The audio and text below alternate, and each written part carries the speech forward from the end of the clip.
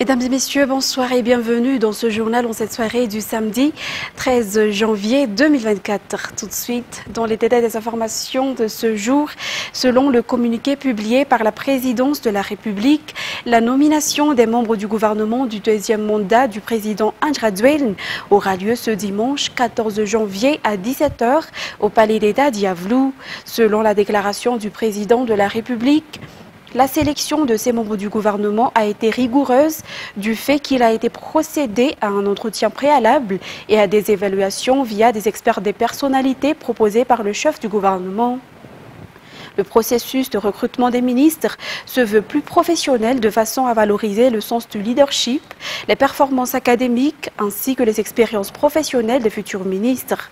L'objectif est de souligner l'importance de leur engagement envers l'intérêt général et une culture axée sur les résultats.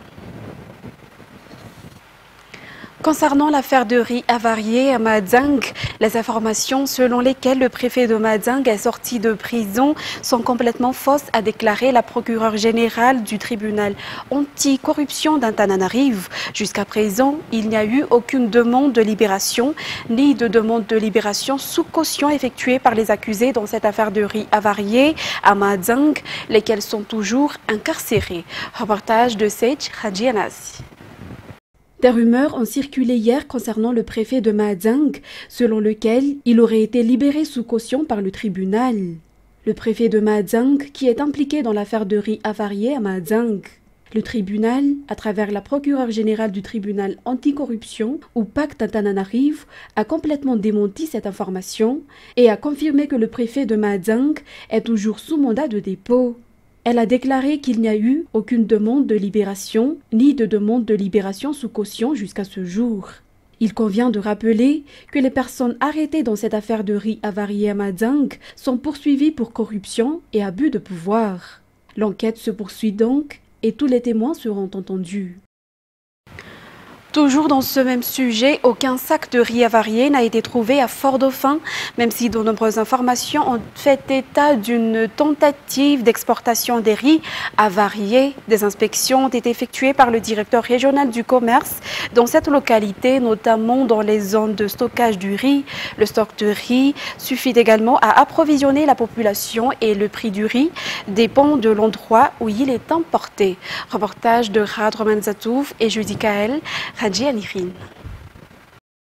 Face au problème du riz avarié à Madang et à Touamasn, des informations circulent selon lesquelles de tels riz ont été exportés à Tolanar. Les inspecteurs de la SRC à Nosy ont pris leurs responsabilités et ont effectué un contrôle des endroits où les magasins stockent les produits dont les résidents ont besoin quotidiennement, tels que le riz, l'huile, le sucre et la farine. Il a été constaté lors de l'inspection qu'il n'existe aucun riz avarié dans les lieux visités. Concernant le prix du riz, le sac de 50 kg se vend entre 150 000 à 170 000 AED selon la qualité et la provenance du riz. Par exemple, le riz du Pakistan coûte 155 000 AED, le riz indien 170 000 AED.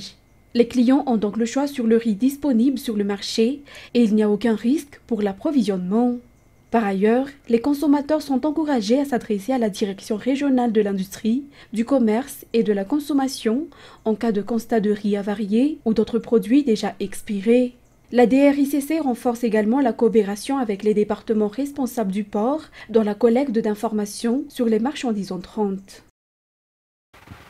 En santé, pour éviter la propagation de la conjonctivite bactérienne depuis Madang, des mesures ont été prises par le ministère de la Santé publique au sein de la gare Maki d'Andouatapenak. Chaque passager en provenance de Madang est contrôlé et s'il y a des cas suspects ou des passagers qui présentent les symptômes de la conjonctivite, des médicaments leur seront immédiatement administrés. Khatraman Zatouf sur les images de Ansar Khatanarville. Il n'y a aucune exception au fait que les yeux de tous les passagers des taxis Brousse venant de Madang doivent être examinés au sein de la gare Maki d'Andouatapenak. Des agents de santé y travaillent déjà et contrôlent tous les passagers. Au début, il a été un peu difficile de procéder à l'examen, ont expliqué les agents de santé, car certains passagers n'acceptaient pas de se faire examiner. Mais grâce à une bonne organisation mise en place, les yeux de tous les passagers venus dans cette gare ont pu être examinés jusqu'à présent. Les personnes présentant des symptômes suspects, tels que des yeux larmoyants ou rouges, reçoivent immédiatement des médicaments. L'examen est gratuit pour tous les voyageurs, selon les informations. Et afin que les passagers qui présentent des symptômes puissent continuer leur traitement à domicile, des instructions leur sont données sur l'utilisation des médicaments et tous les bons gestes à prendre en compte pour éviter la propagation de la conjonctivite. Dans un tout autre sujet, la commune d'Andouaran-Foot et ses habitants ont tenu aujourd'hui un culte au temple FJKM Gilead Malaz. Cet office religieux s'est concentré essentiellement sur le pays et sur cette année d'exercice 2024. Les parents du président de la République y ont également assisté et ont donné leur bénédiction à l'administration ainsi qu'aux habitants de la commune d'Andouaran-Foot. Khatraman Zatouf et Antar Khatanarville. Recommande ton sort à l'Éternel, mets en lui ta confiance et il agira. Ce verset biblique tiré du psaume 37,5 a été partagé par le pasteur avec les agents de la commune d'Andouaran-Foot et ses habitants qui sont venus assister à ce culte aujourd'hui.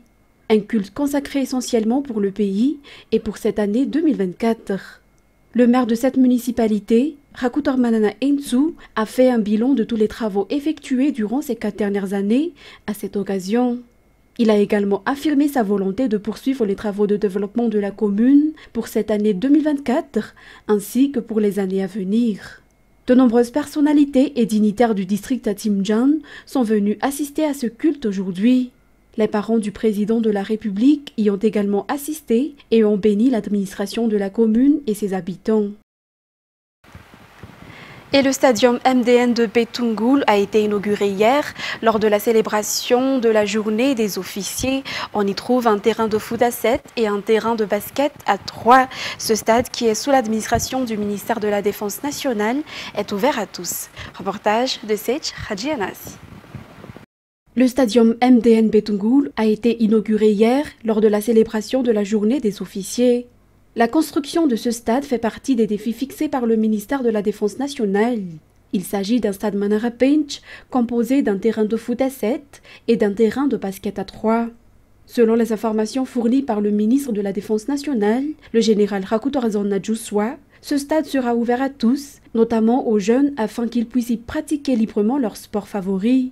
Au sein de ce département se trouve l'Office militaire des sports et de la culture, chargé de la promotion de l'entraînement physique et de la transformation de la pensée en résultat, afin de réaliser l'objectif fixé par le président de la République, Anjradzuel. Madagascar Atsmetmanjous, Madagascar doit se développer. Actualité sportive, les membres du staff de la Fédération Sport Boule Malagasy ou FSBM ont changé suite à l'Assemblée générale extraordinaire de cette fédération ce vendredi à laquelle ont participé les 7 ligues qui composent la fédération actuellement. Le deuxième vice-président de l'ancienne administration devient président de la FSBM et 4 nouveaux membres rejoignent la fédération. Anzar Arazonarville et Sech Ranjianas. L'Assemblée générale extraordinaire de la Fédération Sport Boule Malagasy a été effectuée hier au Palais des Sports et de la Culture de Mahamas. Après cette assemblée a eu lieu la nomination du nouveau président de la fédération, Adrien Andjianirin, suite à la sanction de l'ancien président et la démission du vice-président qui devait assurer la gestion. Cette nomination s'est déroulée dans le respect des règles régissant la fédération. Le nouveau président de la FSBM a indiqué qu'il mettra en place un système de gestion efficace pour pouvoir répondre aux exigences de la fédération internationale afin d'éviter les sanctions comme celles déjà reçues par Madagascar. Les membres de la fédération établiront un plan d'action clair pour promouvoir cette discipline qui fait la renommée de Madagascar sur la scène internationale selon les informations. Passons à présent aux actualités internationales. Les Taïwanais ont voté samedi pour élire leur président. Ils ont fait le choix entre Lai Ching-te du parti au pouvoir, Ouyouyi du principal parti d'opposition et l'outsider Kowenji. Le résultat du vote sera lourd de conséquences dans un contexte de tensions croissantes alimentées par Pékin. Reportage signé France 24. L'élection du président avec en toile de fond la menace chinoise. 3 candidats s'affrontent. Lai Ching-te, le candidat du parti au pouvoir, jugé comme un sécessionniste par Pékin, lui veut continuer la politique de l'actuelle présidente, c'est-à-dire souveraineté de Taïwan et fermeté vis-à-vis de Pékin. Et puis les 2 candidats de l'opposition, Roh Ui et Ko Wen-je, qui veulent tous les deux un rapprochement de la Chine, un rapprochement économique. Et puis, autre enjeu, le renouvellement du Parlement. Sans majorité au Parlement, ce sera compliqué pour le président de mener ses politiques. Et c'est possible qu'il y ait un chamboulement aujourd'hui dans ce Parlement, car beaucoup ne veulent plus voter pour le Parti démocrate progressiste, le parti sortant, à cause des problèmes économiques dans le pays. Destination Israël, se défendant d'une accusation de génocide que le pays qualifie de totalement dénaturée et malveillante, portée contre lui devant la plus haute juridiction de l'ONU. Israël a affirmé qu'il ne cherchait pas à détruire le peuple palestinien à Gaza en se défendant. France 24. Bonsoir. Oui, pendant 3 heures, les avocats de l'État hébreu se sont succédés pour tenter de prouver que non, Israël ne se rend pas coupable de génocide tel que l'accuse l'Afrique du Sud. Ils sont revenus longuement sur les atrocités commises par le Hamas le 7 octobre et dont ils considèrent que ce contexte a été mal présenté par l'équipe sud-africaine la veille. Israël a aussi longuement insisté sur l'utilisation présumée du Hamas des civils comme bouclier humain, puisque selon Israël, le Hamas cache ses combattants dans des zones densément peuplées en sachant qu'Israël, en bombardant, tue de nombreux civils. Et puis la question qui se pose depuis hier à La Haye, c'est aussi celle de l'intentionnalité. Car au-delà d'actes à potentiel caractère génocidaire, l'Afrique du Sud doit prouver qu'il y a une intentionnalité d'Israël de les mener contre un peuple bien défini, en l'occurrence les Palestiniens. Hier, de nombreuses déclarations de ministres d'extrême droite du gouvernement ont été citées, parmi lesquels Itamar Ben-Gvir ou Bezalel Smotrich. Mais aujourd'hui, les avocats qui défendent Israël ont affirmé que les déclarations de ministres d'une coalition par nature hétéroclite ne représentent pas forcément la politique décidée par le cabinet de guerre et le ministère de la Défense. Et c'est ainsi notamment qu'ils ont tenté de contrer les arguments de l'Afrique du Sud.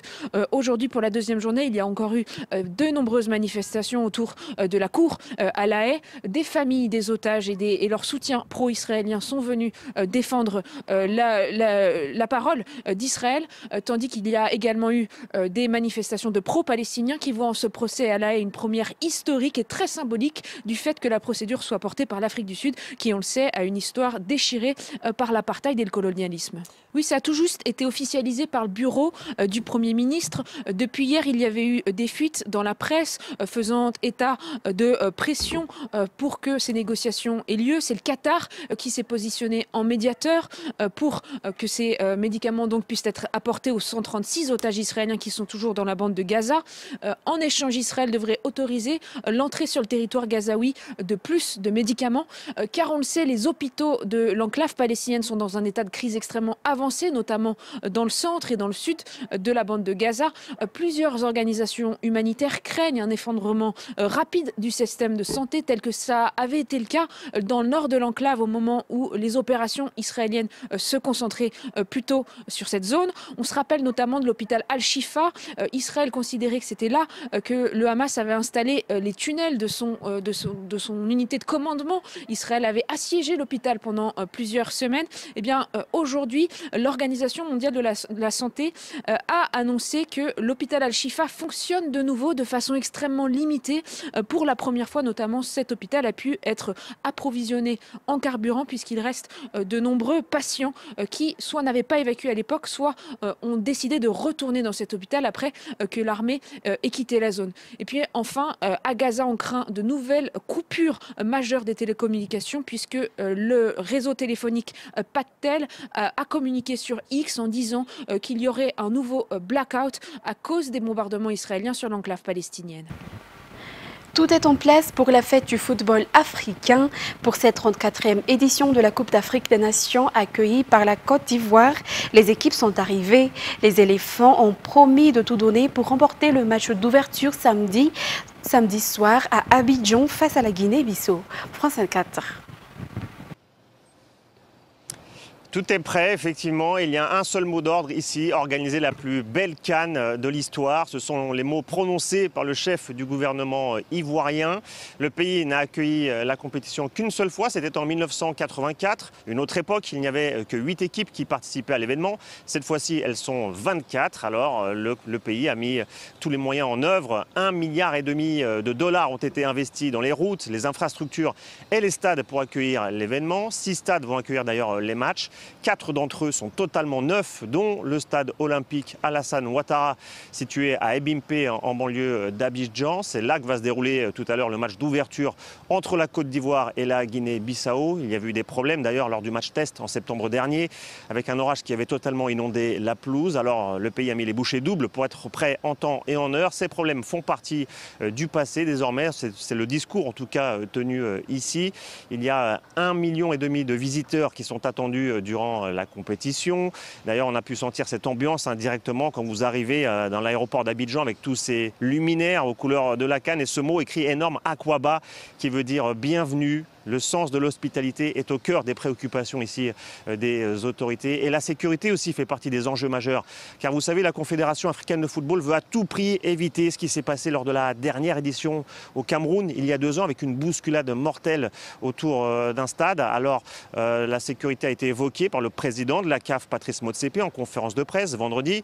Il a fait part de toute sa confiance envers les autorités ivoiriennes pour mener à bien cette organisation. 17 000 policiers sont déployés, mais maintenant, à quelques heures de ce match d'ouverture très attendu entre la Côte d'Ivoire et la Guinée-Bissau. Tous ces regards sont tournés vers ce stade à Alassane Ouattara où va se tenir ce match et où tout le monde ici espère voir la Côte d'Ivoire l'emporter. Côte d'Ivoire, Guinée-Bissau, affiche, il est vrai, déséquilibré sur le papier seulement, puisque la vérité finalement, Cédric, c'est sur le terrain, on le sait.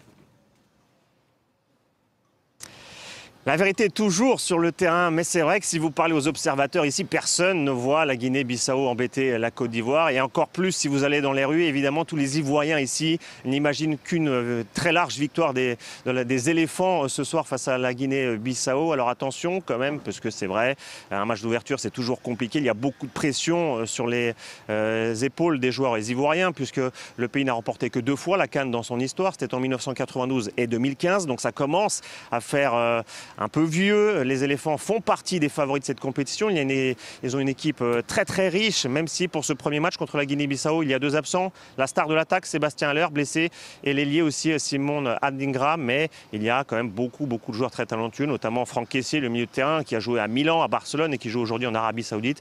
Tous ces joueurs sont très attendus. Et évidemment, ici, rien de mieux qu'une victoire pour lancer la compétition de la Côte d'Ivoire. Mesdames et messieurs, c'est avec ce reportage que nous terminons cette édition d'aujourd'hui. Nous vous remercions de l'avoir suivi jusqu'à son terme et je vous donne rendez-vous demain pour de nouvelles actualités. Au revoir.